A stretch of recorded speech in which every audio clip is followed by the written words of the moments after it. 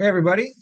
Welcome to our July 18th coaching call for those in the Northeast that survived the tornadoes.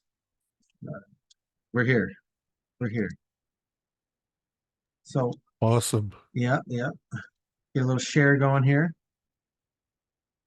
Now, while some of the other folks and other channels are talking about accuracy-based thinking, they're talking about scenarios. We want to just talk about expectancy here, and we want to see how this pattern here that we talked about kind of manifested. When I said we had this much data. This was on Sunday, but the balance breakout started Saturday night with the setup that I showed you guys in that video. A clearly defined balance on momentum in the lower range, right? But once we got the confirmation of it, right, now we have a bigger picture, at least on the intermediate time frame, because this is only a week or so, balance breakout pattern. Okay. So the balance breakout pattern that's also happening in this lower quadrant has got very high odds for upside continuation and to just form a very large trading range. So not surprisingly, once we had the bigger picture pattern, right? Bigger picture patterns could be an edge that you can write on your daily call because we want to go with bigger picture patterns. Like I wasn't interested in shorting at all, right? I want to go with this now. And once we had that bounce breakout pattern, right? On an intermediate time frame, I reclassified it as a bigger picture, not just an intermediate time frame bounce breakout pattern, but actually a bigger picture V recovery pattern, right?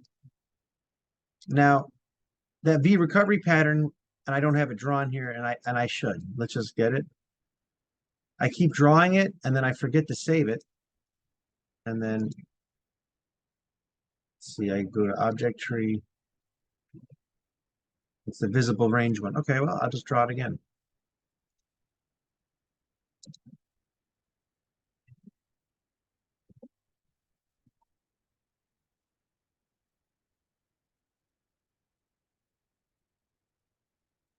Okay, a little bit big, but fine for our purposes here, right? So we had this V recovery, and we're looking for the next key reference area. Everyone's looking at the swing high and so on and so forth, but there's a hidden key reference area of support and resistance that we talk about is the high volume node. The high volume node is just this area here, right? It's the largest node, but this VPOC, this red line, is actually inside the high volume node, and that's the actual price that buyers and sellers spent the most time at agreeing upon and transacting at during this time period. So if you add up how much time and what price had the most action, this little price here had the most touch points, the most time spent, and the most action Jackson. It's just not these range highs, which is the obvious problem areas, right? But that doesn't mean that we have to sit through this because this pattern morphed from a bounce breakout pattern on the intermediate time frame to a V recovery to a V because it manifested to that sideways dip go is what I'm envisioning here. And that's a pattern that Corby taught me back in the day. So even though we're bullish, right, don't get smashed on these. This can be a violent short-term 1, 2, 3. That's why on Corby's charts in the red room, he had that arrow going down a couple days. Just so you know, that didn't mean like it was a pullback continuation for tomorrow and he wanted, that was like a couple days needed to mature on this. So no rush, right? And that's why this runner's staying, but these runners got smashed out. That's okay, right? I mean, I'm still going with that. Now there was a possibility, right? You said, well, if this was such a problem area, why didn't you? It redrew it. I had this at 67. I don't know why I did that. Took in too much data here. It should be up here, right? There we go.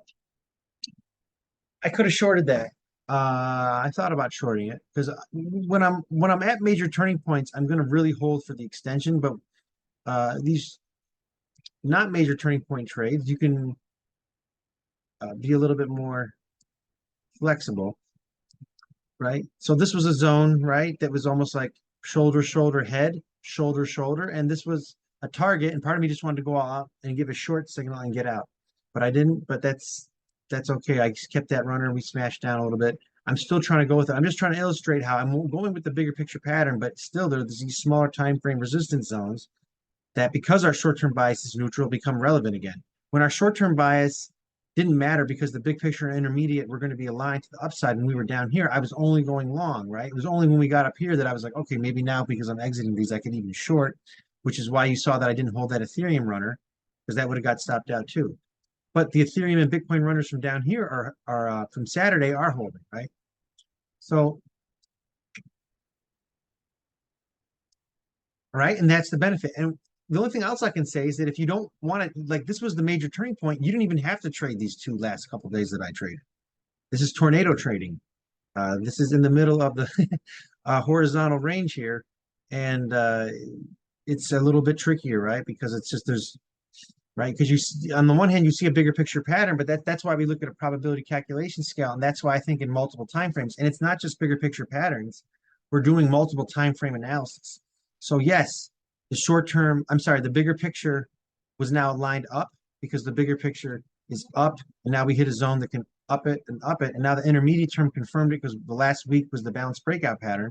But now we're at a resistance zone that's now going to affect us and can potentially reverse this, but I don't think it will based on the way we got there with the pattern that we talked about. But it's at least going to make the short term now, at the very least, bearish to neutral, right? It's the short term now can go down. So that's why there was these last couple of days were a little bit tricky. But the idea is that I want to go with the V, the sideways, and then the dip and get this as it's dipping down. Now, will it dip at this moving average here, or will the final dip be at this yellow one? I don't know. I'm thinking in scenarios. Both these places were okay to go long, right? Even though today, right, was mostly, I don't want to say it was favoring, well, yeah, the intraday bias has been in favor of the bears for the most part for the market, but not overwhelmingly so. For example, Ethereum is holding up pretty well. So how would you classify the state type? Well, this is essentially right now, if this ended right now, this is just a sideways day, and it's pure sideways, right? Because it opened here and it closed here, right? Bitcoin would not be a pure sideways day. It's sidewaysy. I wouldn't say this is a trend down day by any means if it closed here, but this is a sideways day where the bears actually broke to the downside. So it's actually a normal variation day or sideways to the downside, like a hybrid day. So you can see most of it, this is pulling back, and that's fine. It's just that Ethereum lately has been showing relative strength, which shows the importance of not spending too much time looking at other folks that you don't align with too much with their system. Because while I'm trading Ethereum on the long side today, a channel that potentially I can get associated with, which is pretty big, Crypto Banter, was talking about how don't buy Ethereum now. Ethereum's dead, and and all this like FUD. And it has nothing to do with anything that we're talking about, which is supply and demand dynamics. It's not opinions. These are just things we're seeing. So you just have to be careful with what you take into your psyche, because flat out there was opportunities today on Ethereum. This was a winner, this was a winner, and I don't think I went. Did I do? I don't think I went long again here on this zone, but this zone was drawn. So someone could have saw my chart and said, "Hey, Matt's going long here at this low a day on this double bottom, but the real zone that he has marked is when it penetrates this key swing, right? Which launched us up here. And that was actually a decent trade because really what's happening here is that if it does hold, you're thinking, well, now the short term can realign because we're just going to form a trading range and now I'm going to go back up again, right? If this broke, right, I'm backing off because now we have a bounce breakdown pattern. So it's like I'm in no rush to get in here.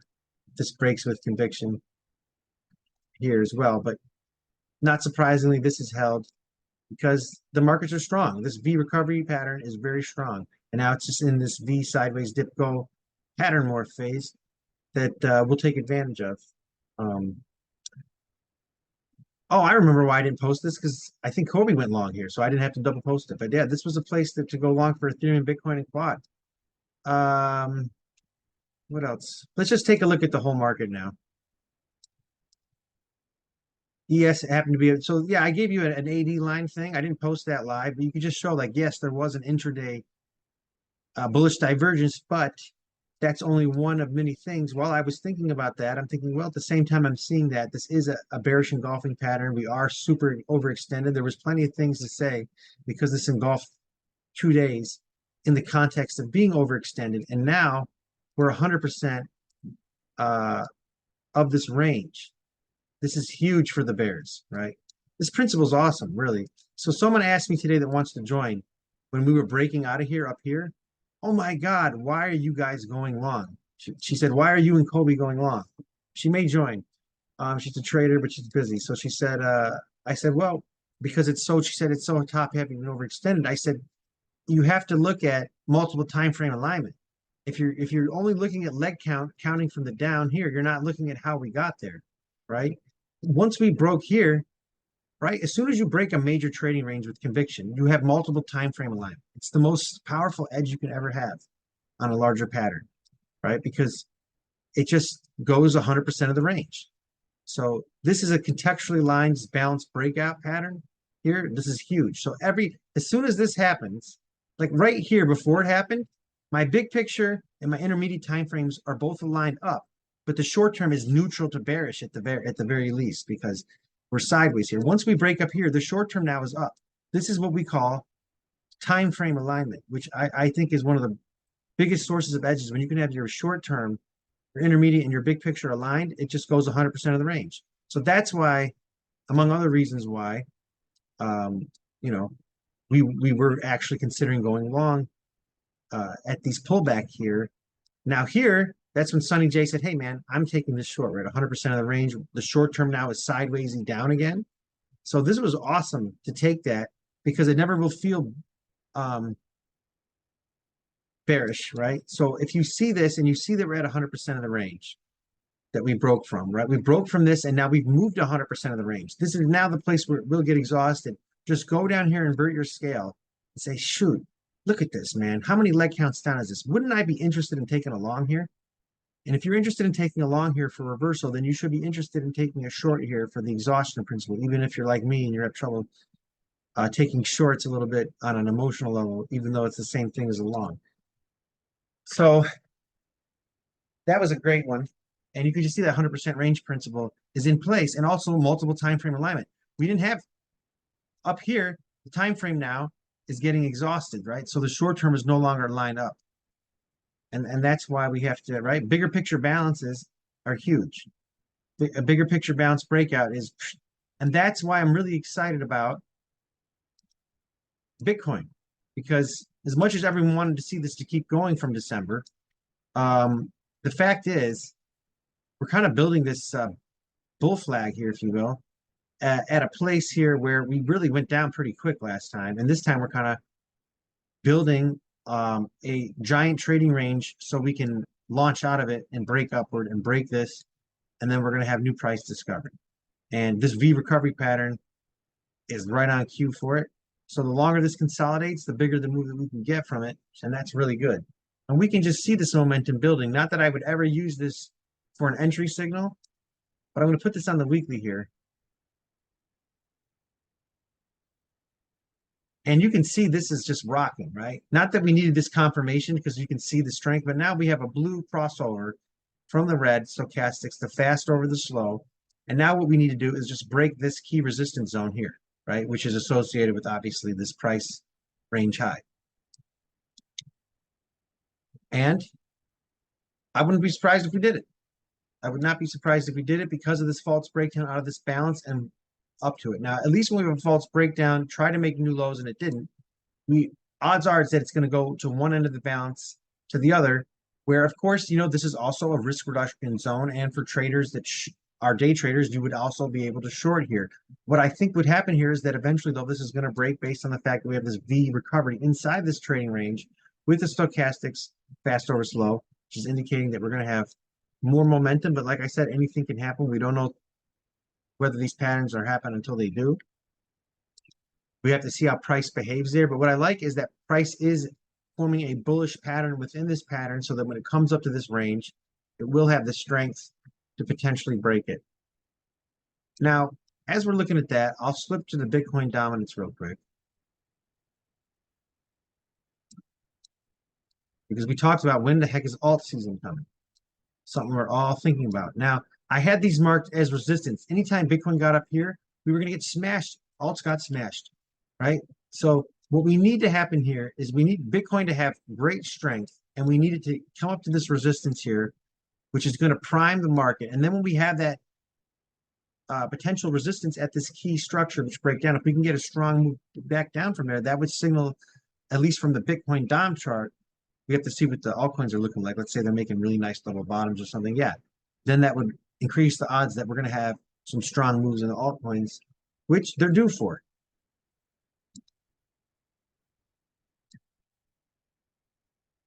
Now I'm just going to go look through a couple of coins here.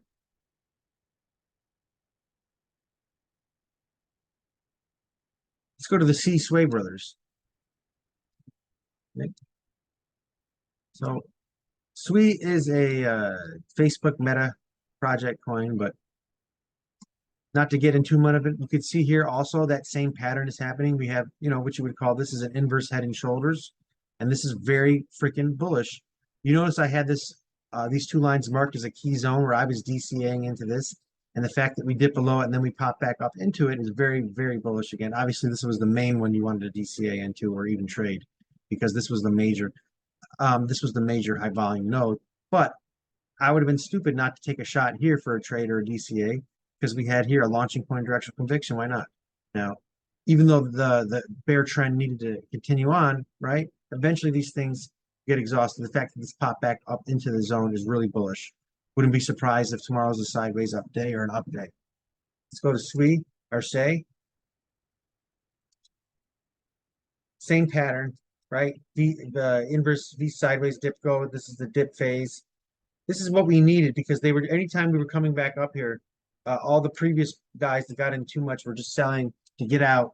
But now we may have gotten to a point where the value buyers are coming in. You can see we just launched up from here again, and people that thought that they had value are going to buy again.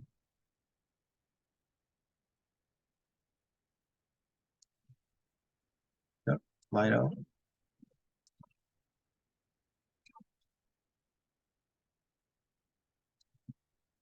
Yeah, so this one, Tau, just it didn't get I was disappointed on one hand that it didn't get the biggest chunk in that Grayscale AI ETF conglomerate of the five. It was only maybe 2.5%, but it only had five of them, and it's better than nothing.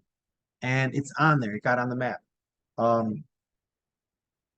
Reacting very well, actually, for that.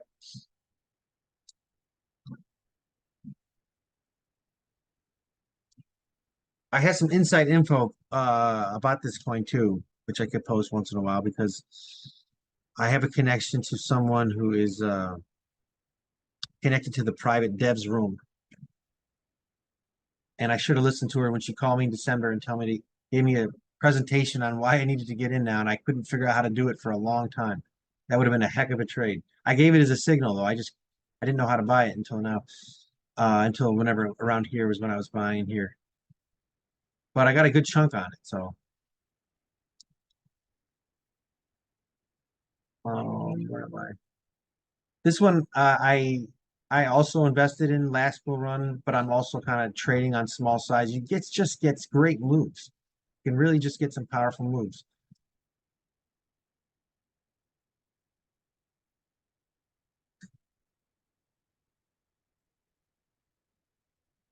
Even R's turning a little bit here.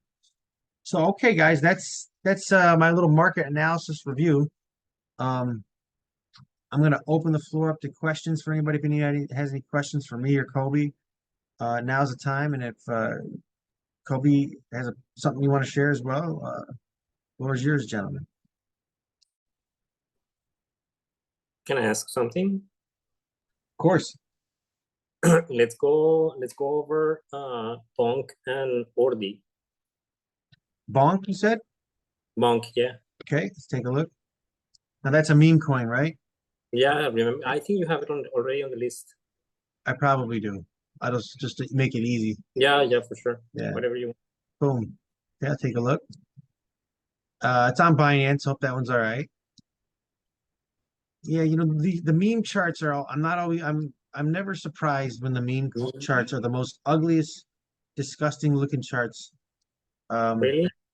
Yeah, is it because of the exchange? Well, it's just, if you look at the other ones, right? It's like there was some beauty in it. This just to me looks like a giant sideways range. It's just going back and forth, right? Okay. And just compared to and that's just the nature of memes. I'm not saying you can't if you get lucky with them, they don't go crazy at the right time. I mean, look what, not that Flow Key's a meme, but I know somebody that put $50 on it after, $150 for the fee, and it turned into $27,000. So there's this gambler. I mean, where can you do that at a casino? And Okay. what a ride he didn't know anything about crypto. I got him into my channel. He learned about the coin, made that, watched it go up, didn't take any profits on it, watched it come back down and hold it again. So disregard the ugly chart, and let's try to look at Ordi. Well, I mean, I don't want to. So was there to look at this chart? Did you want to find a entry? No. Yep. But yeah, well, what it would appear is that it's consolidating, but I'm not sure if Binance reflects that supposed consolidation. I would be, and you're right. Meme coins are just playing the roulette. And for that matter, I think perhaps Chomp could be a more interesting project. It's called Chomp, you said, or Chunk? Yeah, Chomp. I think you have it already in your list. Okay. See, it should be under C then. AB. Yeah, CHOMP. Okay. I thought. Chomp. Yeah, I've heard of Chomp. Yeah. Chomp. Ooh, it's all okay. Here's one with USDT. It's only on a decentralized exchange. It says Bitmart here to Tether. Is that okay? Or is that weird? Is that too? I just figured it's a stable coin. The history of that chart is not. It doesn't reflect. Not that good, right? Yeah. Yeah. Let's see. Look at me talking like a. See, any one of these stand out to you? Yeah, well, I would take a look to the first one. Ooh, I think I already have that one on there. I'll just get rid of it. I'll add it again. Okay. Is it that one? Yeah, that's a better looking chart. It's tied to a volatile underlying, so that always makes me double think everything. But I'll just look at it for face value.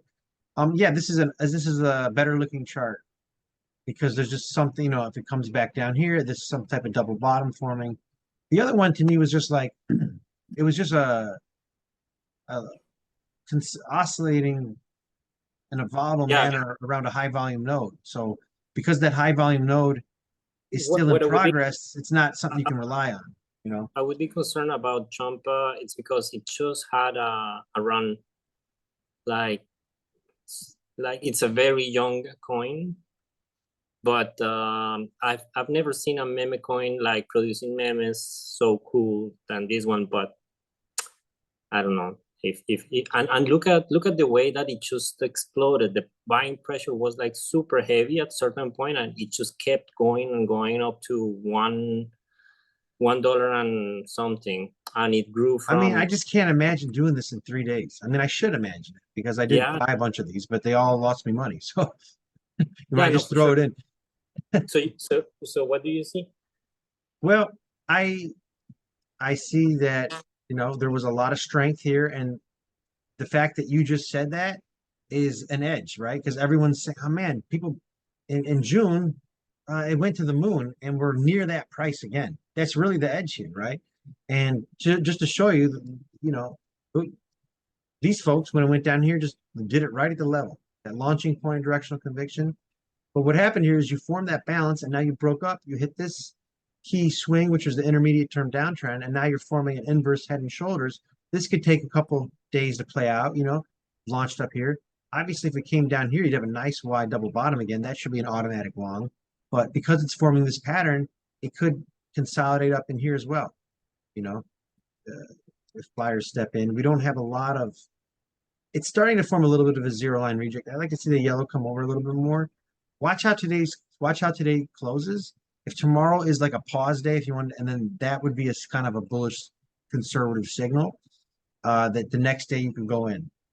If you get if tomorrow after tomorrow's close will be like a pause day, just a little bleeding. Because yes, this did engulf everything, but now we're just coming into the place that we launched before. We're not quite at the really strong area yet, right? Which was supported by the HVN underneath it.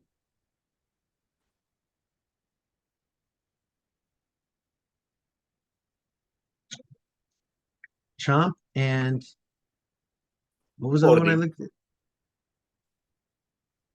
Ordi. ORDI. O-O-R-E-I.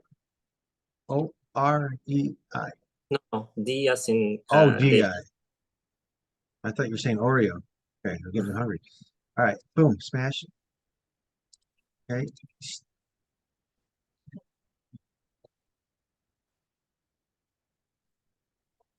Yeah, a better looking chart.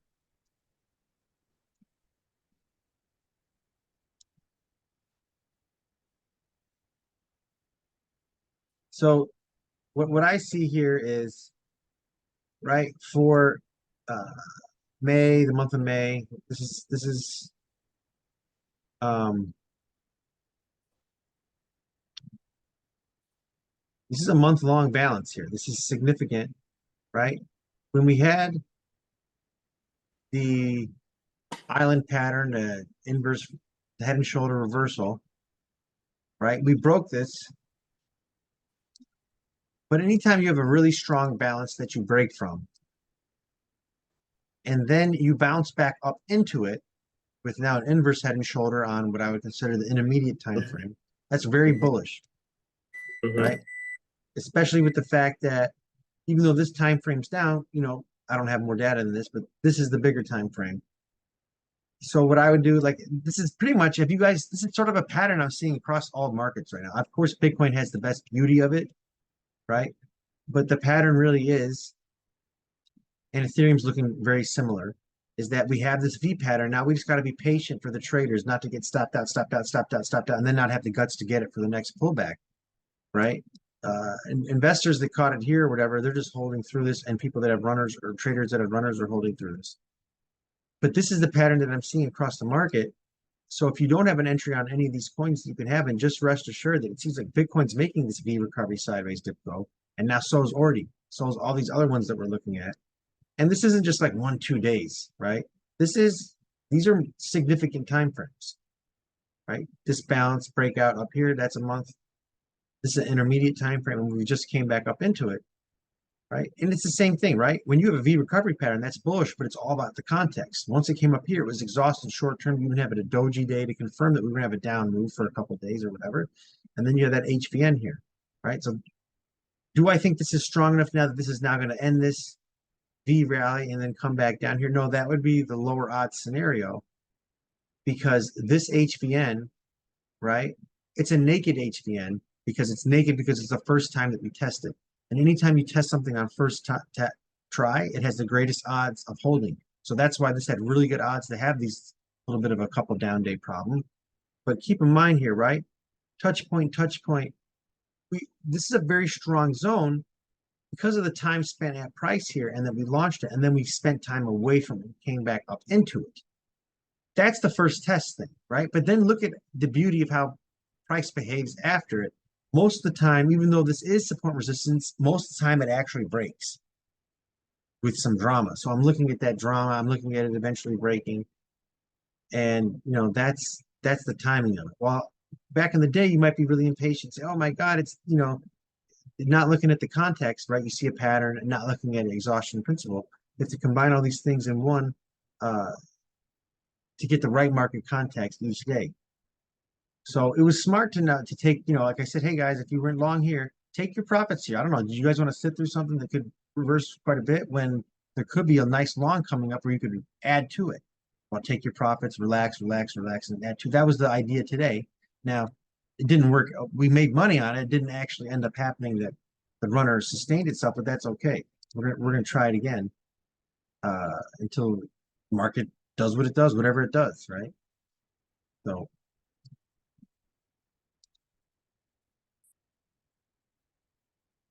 And that's the thing you have to remind yourself too. It's like, yeah, this was yesterday's low, but the real zone, right? You don't want to, take it here, and then get so crushed that you don't take it at the main zone. So that's why back in the day when I was first opened up PPT, and for some of you remember this, I would I'd spend all this time in the morning getting carpal tunnel, making the zones bigger for everybody.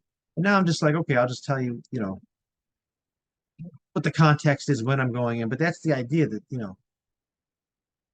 you have to find what you think would be the greatest zone on the day and not get so burned out on the mediocre ones that you don't get in. Assuming that you came in with the idea that today was was not going to have signs of super strong sustained directionality, which it didn't. It didn't have good odds for a trend down day today. It had good odds for maybe a sideways down day, but I don't think it was going to be a day that was going to, go back so much that it was just going to engulf this, that there was no possibilities for any type of uh long setup. It was just that don't go long really for a while early in the day because this thing is going to pull back. That was actually happened yesterday. I said, hey, because this is a V sideways dip go, here comes the dip. I'm not taking this double bottom. It's too aggressive right now. It looked ugly on the intraday, and it sure enough it broke down, right? You just have to be okay with saying, okay, that one looked ugly. I'm not, there's a dip, there's these things going against it. I'm okay with missing these crappy ones, even if they work out, because the odds are that it did break down. It didn't mean that it had to happen, right? Just because these things line up. And then someone might say, well, if you thought it was going to break down, why didn't you just short it? Like, because I don't usually short pretty much ever at the low of the day. That's, unless the context would be something like it's early in the day, it's been going sideways in the ES all night in a tight range. And then on the open, because everything else makes sense, we get extreme conviction on the downside and I short an open drive. That's in the ES.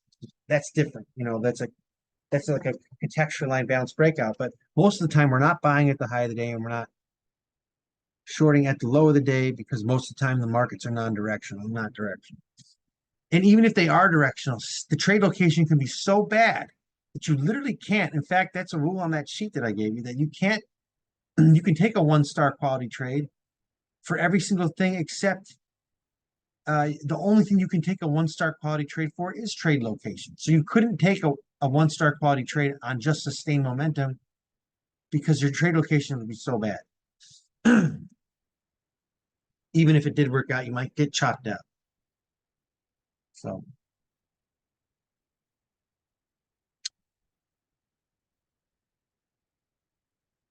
any other questions?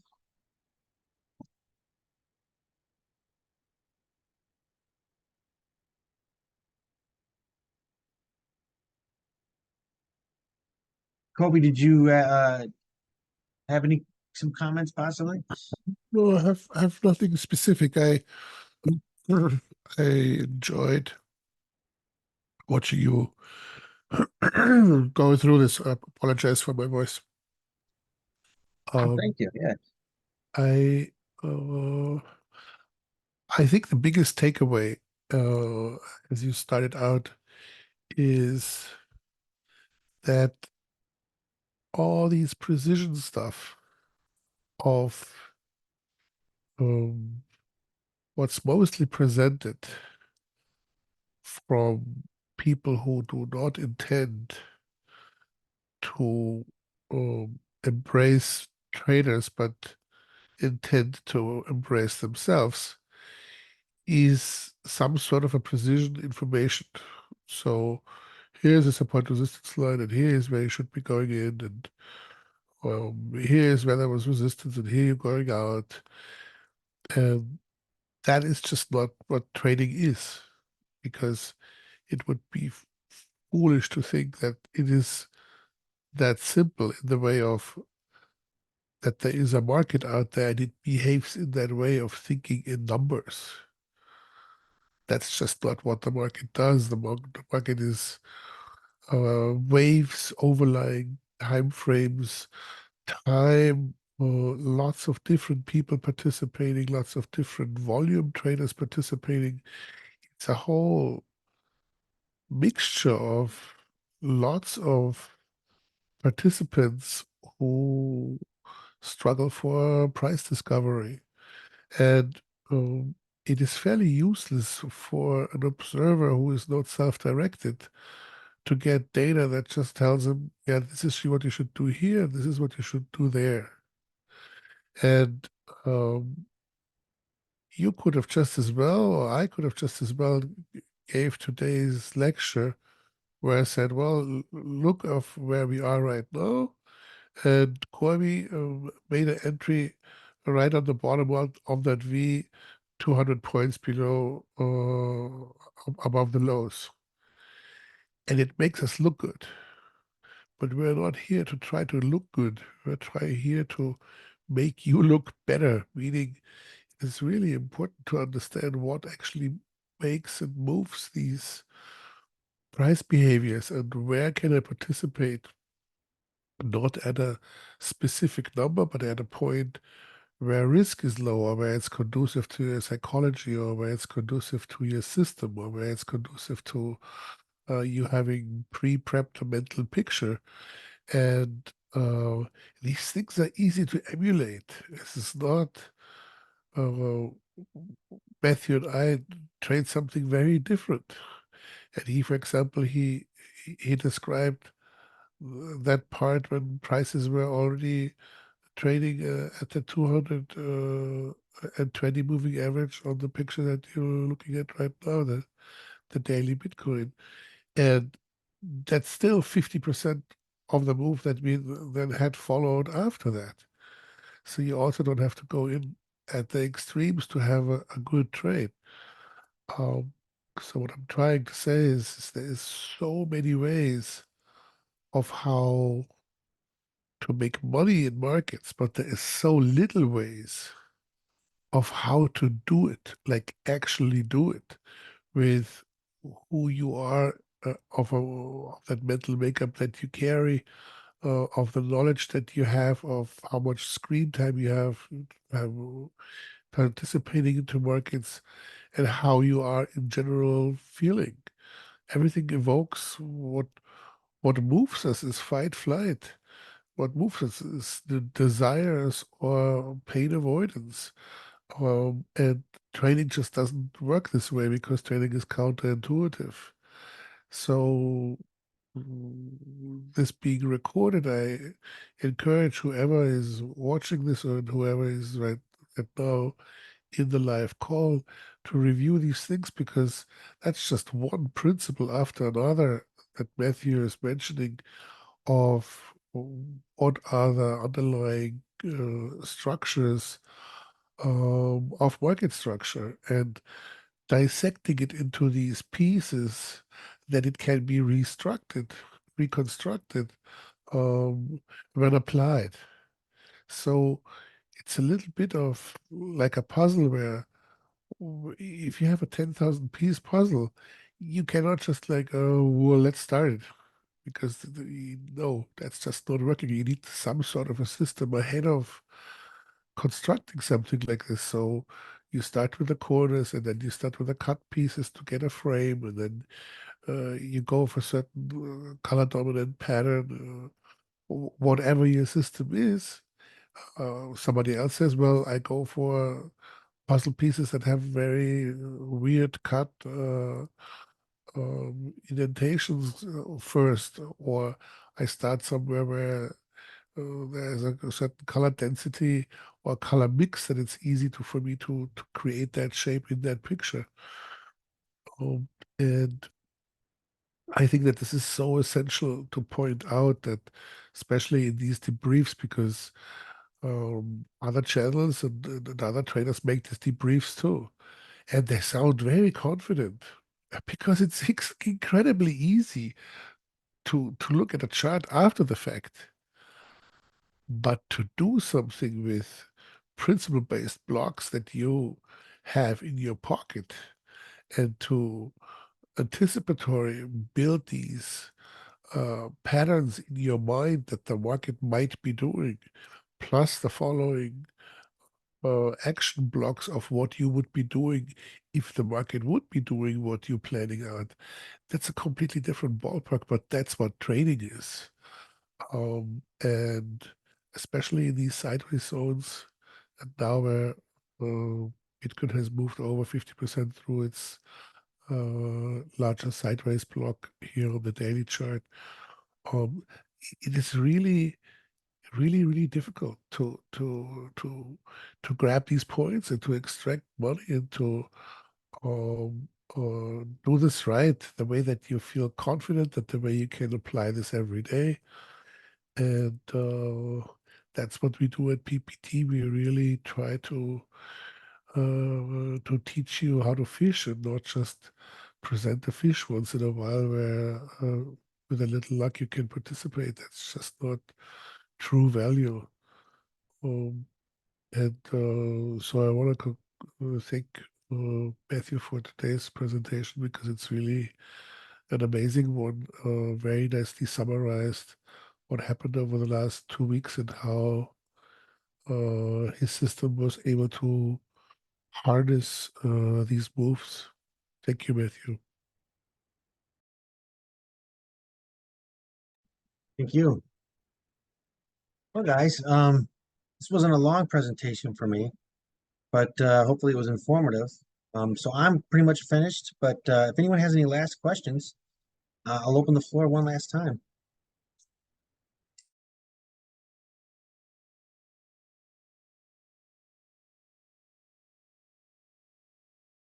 All right, guys. Well, if you think of something later, you know where to find us. You can always post it in one of our live rooms. And we'll be here, keep you on the right side of the market. Thanks for coming out. Take care. Thanks for coming. Thank you. Bye bye. Thank you.